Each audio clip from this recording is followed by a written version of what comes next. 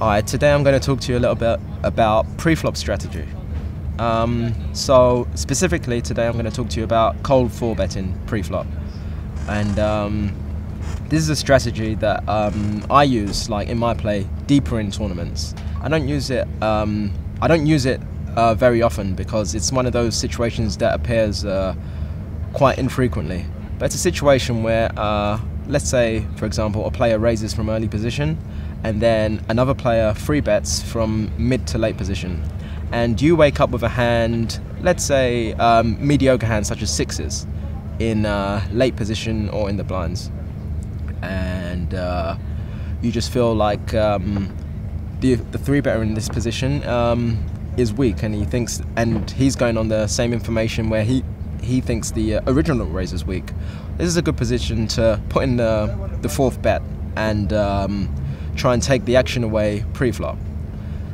This doesn't work so well in tournaments where the stacks are deep, because you'll find yourself being in positions where players are going to call a lot, and if you're out of position you're going to find yourself in a lot of difficult spots. Whereas when you're in position, you're gonna find it a lot easier to play. I've got a specific hand to tell you about, which I played in the World Series main event this year. It was towards the end of the day, so blinds were 200, 400, and I had about 45,000, so just over 100 big blinds, and it was open to 1,000 by a loose player under the gun, and it was called by a middle position player and called again by a player in the cutoff. And now the player on the button decides to free bet to 4,100.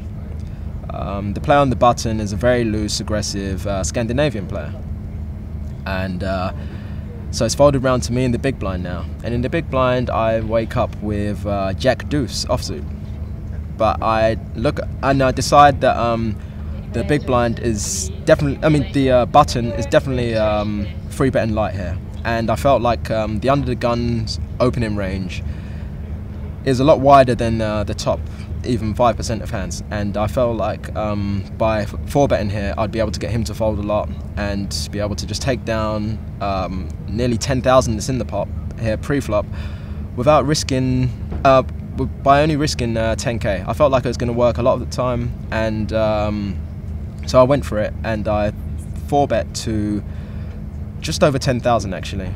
It was actually quite interesting actually, because the under the gun opener folded, but the guy in second position actually called, which set off alarm bells in my head, thinking that maybe he was trapping with aces or kings pre-flop.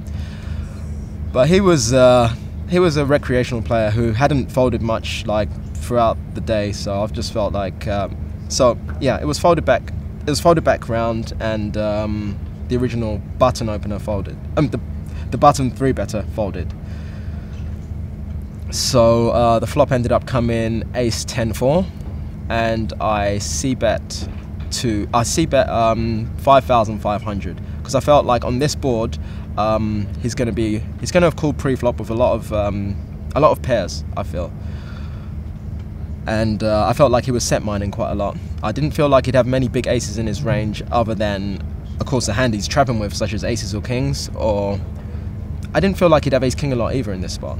So I felt like betting here would, betting 5,500 here into a pot of 20k would get my, it would do the same trick, it would do the same job as betting 12,000 here. So I bet 5,000, he folded, and I won the hand. So in summary, the reason I 4-bet in that spot was because I thought both the opener and the 3-better were weak, so I felt like I would be able to take down a lot of money pre-flop without actually having to see any of the 5 cards on the board.